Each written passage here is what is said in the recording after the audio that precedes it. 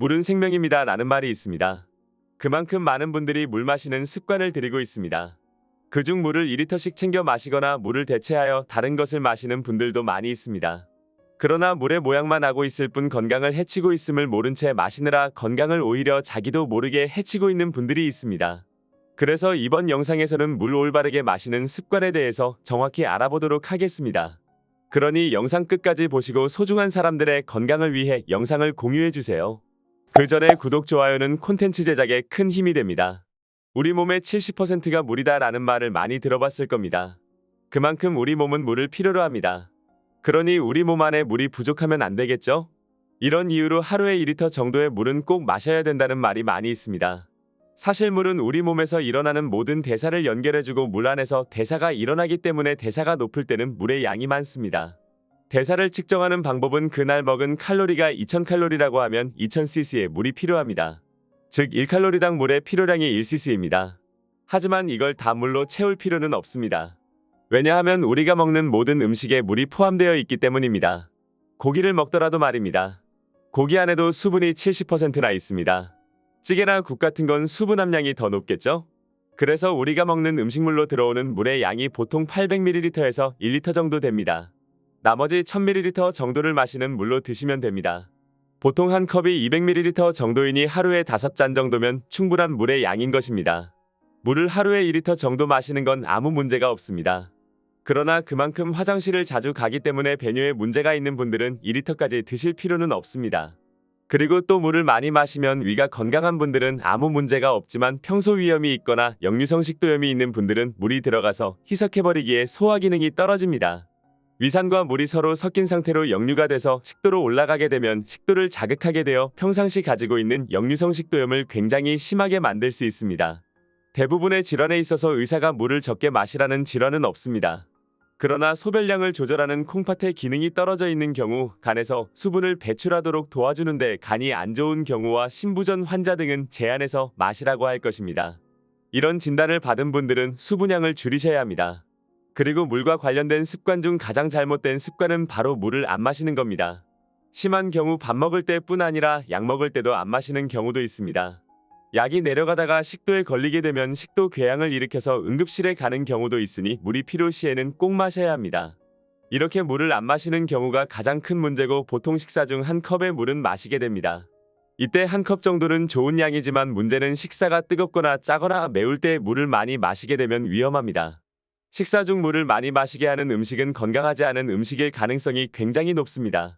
한 컵 정도는 소화 효소에 크게 문제가 없고 위장에 저해를 일으키지 않지만 그 이상 많이 마셔야 되는 음식은 건강을 위해 피해야 되는 음식일 것 같습니다. 두 번째 문제는 물 대신 마시는 것들입니다. 특히 커피를 자주 드시면 건강에 좋지 않습니다. 커피는 만약에 300ml 정도 마셨다면 소변량을 300ml 이상 만듭니다. 그러니 마실수록 물이 몸에 보충이 되는 게 아니라 소변으로 더 많이 나가게 되는 겁니다. 카페인이 들어있는 차 종류도 마찬가지입니다. 그 다음 딴 음료 또한 농도가 높기에 물을 많이 소모해 소변량을 늘리게 됩니다. 그리고 술도 조심해야 합니다. 술 드시는 분들은 술 마시고 자다가 화장실 가고 싶어 일어난 경험 많이 하셨을 겁니다. 그리고 또 갈증 때문에 일어나기도 합니다. 술도 대사되면서 굉장히 많은 수분을 필요로 하기 때문입니다.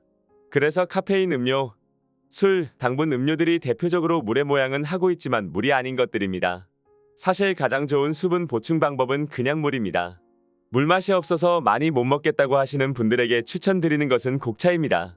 보리차나 옥수수차가 좋습니다. 그 다음 젊은 분들은 이런 차보다는 탄산수를 즐겨 마시는 경우도 있습니다. 탄산수를 물 대신 드시는 거는 괜찮습니다. 그러나 차 중에서 녹차, 우롱차, 마테차 같은 것들은 똑같이 이뇨작용을 일으킵니다. 만약 물 대신 너무 많이 드시면 수분도 내보내기도 하지만 부작용이 생길 수가 있기 때문에 가장 안전하게 드실 수 있는 거는 곡차, 탄산수가 있다는 점 기억해 주시기를 바랍니다.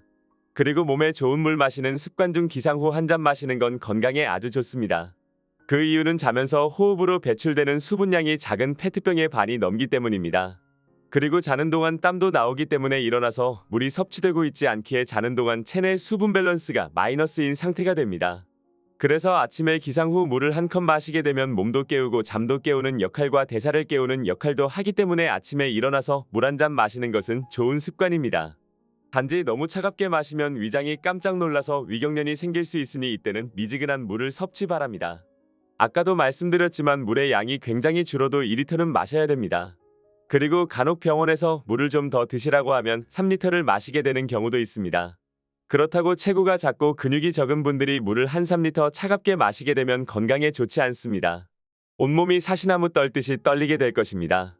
몸이 매우 건강한 사람들은 차가운 물을 많이 마셔도 괜찮습니다.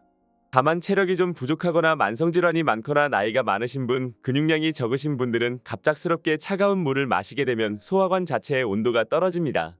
그러면 교감신경계가 활성화가 되면서 온도를 다시 올려야 돼서 엄청 많은 에너지를 필요로 합니다.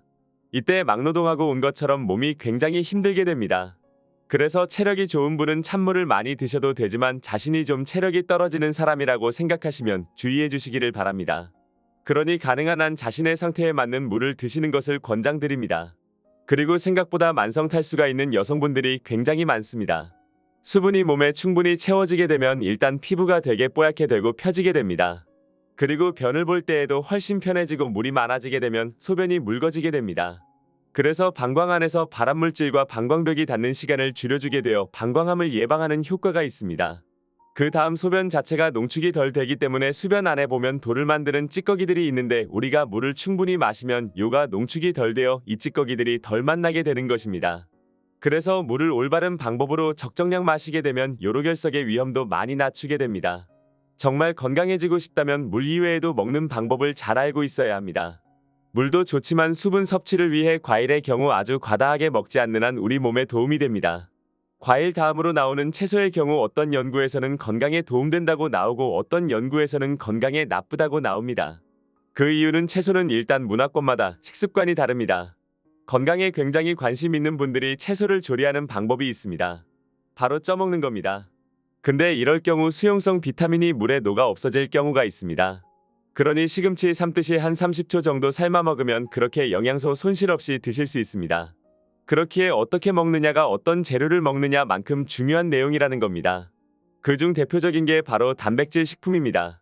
고기같이 굽는 거는 직화로 고온 조리하다 보면 바깥 부분이 타게 되고 그을리게 됩니다. 그럼 여기서 헤테로사이클리가민이라는 발암물질이 생기게 됩니다. 빵도 마찬가지로 그을린 빵에도 발암물질인 아크릴아마이드가 생길 수가 있습니다. 그래서 조리는 저온 조리가 고온 조리보다 훨씬 안전한 조리 방법이라는 점 참고 바랍니다. 오늘의 건강 정보는 여기까지입니다. 영상 시청해주셔서 감사드립니다. 다음 영상에도 건강에 도움이 되는 영상 가지고 찾아뵙도록 하겠습니다.